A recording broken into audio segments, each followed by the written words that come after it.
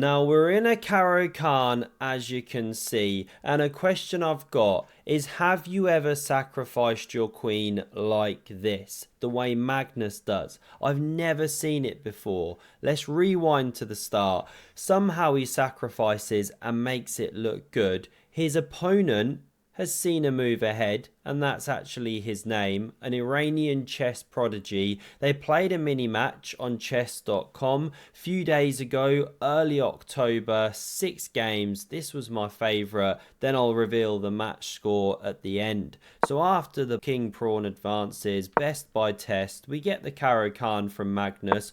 Online blitz chess. He just had a baby, of course, so he's probably not at his sharpest, but you wouldn't know it from this game. Bishop comes outside the pawn chain. Lovely party hat pawn formation on the board. We're following bookline theory, as you can see. Sometimes the bishops get traded immediately, but not here. Keeps tension. Sometimes you chase this guy. This is how the game proceeds, fighting for the center, and queen b6. Not only looks at d4, but sometimes you take here. Bear that one in mind. Now we see the knight developing, and if you take immediately, this was not played, this is an analysis line, then actually the move isn't rook b1, you lose a knight. It's not knight b5. Actually, that's okay for black. I'm going to show you a similar line soon. It's queen b1 that's a brilliant response. Because after takes here, which is actually the best move, there's now a ton of pressure in reverse. The knight could be hopping. White's doing well, despite even shedding a second pawn perhaps. So running back, Magnus didn't take. He first develops this seahorse into the game. We get castles, and this is the moment I was just highlighting here. This structure, how many people are playing queen takes on b2, but then with the follow-up idea? Now you do hit the knight, but the response for white that's best is not this. This wasn't played. The knight hopping. Looks really nice, of course, but black can close the position, allow the check, shed an exchange, win a second pawn here. And the reason this is so good, okay, ignore this check line, just something I was exploring, is that the knight's ultimately trapped over here and it's going to be won. You've won 2 pawns as well, and this c pawn, very dangerous. Running bishop 2. So let's run back. Knight b5, not the response. Queen e1 is, and it was played by Sina. So he covers his knight. You could now win a second pawn here, and it is the move that Magnus soon plays. First he thrusts with c4, wonderful connect 4 there, only goes and wins a daytime nap. It's what every young father wants, and mother for that matter.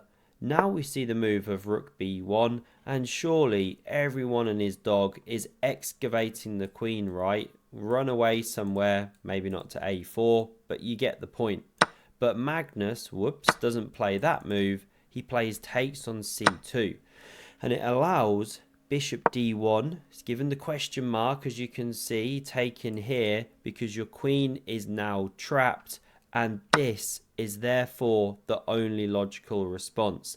And I've never seen a black player doing this, giving the queen for 2 pawns, knight, rook, in this particular scenario, this particular structure. But why not? Why aren't more people doing this? It looks incredible. Magnus has got a knight, a rook, and 2 pawns for that queen here. Now there's only one move to keep the white initiative and stay marginally better. Don't go bishop e2, by the way, to stop bishop d3, or else the bishop drops back and black's actually doing best. There's too much of a traffic jam here. Such a dangerous pawn. So in the game, bishop a4. And this is actually the best move. Pinning that knight, of course, opening the attack. So bishop d3, no longer a bishop really, but a pope. And now queen a5 is an awesome move. Not sure why it gets the question mark. On deeper depths, it's saying it's the stronger move, so it makes no sense to me. And you don't have time to take here, or this is actually a decisive invasion. Things like bishop takes on the cards as well. So this was the move played. Best. holds the knight a bit more, but importantly covers the queen invasion. What should white now do? Not played rook d1. And you get a line something like this, giving the exchange is actually best because it's such a strong bishop, then hopping in the knight, and it's not easy to hold the king side together. This is just one sample. We'll pause soon because this is how the game could have gone to give white an advantage. Not played in the game. Suddenly the black pieces are a bit sporadic. In the game though, no rook d1. We instead saw queen b5 here, and it gets those double question marks of doom. Magnus now significantly better because he sidesteps with the king to cover the weakness. He still now doesn't save his rook. Sina should do, but he plays bishop d2, going all out for the attack, giving this one. Now check. No good blocking, or this drops. No good taking, or the queen crashes through. So in the game we get king c8, king b8, apparently a bit better, but looks weird. Now takes played, bishop e7 simply. Magnus calmly developing and saying, fine, where's your attack? So long as this remains glued here, you've got nothing. No knight g5 either, you slam it off the board. So bishop c3 was played, but you're headed in the wrong direction. Knight h6, queen b1 now, king stepping up once more, bishop backing up for counterplay, a6 going for expansion, clamped on.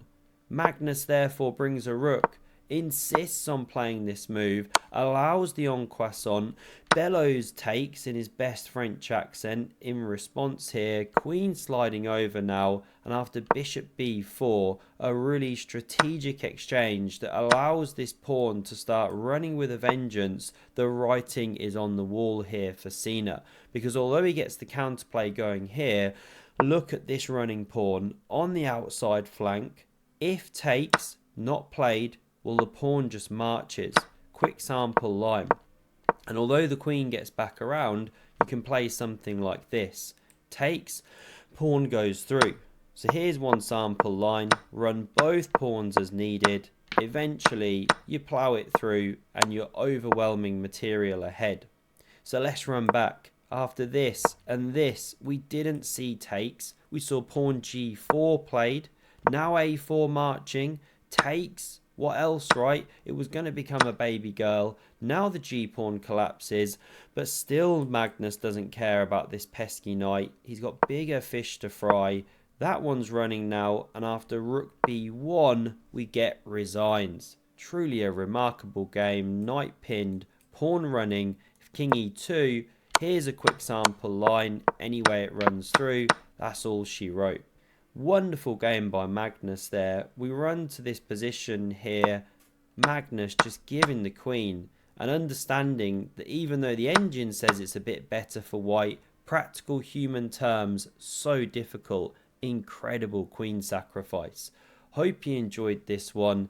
Thanks very much for watching, and have a look at the video on screen for another remarkable game of chess. Cheers.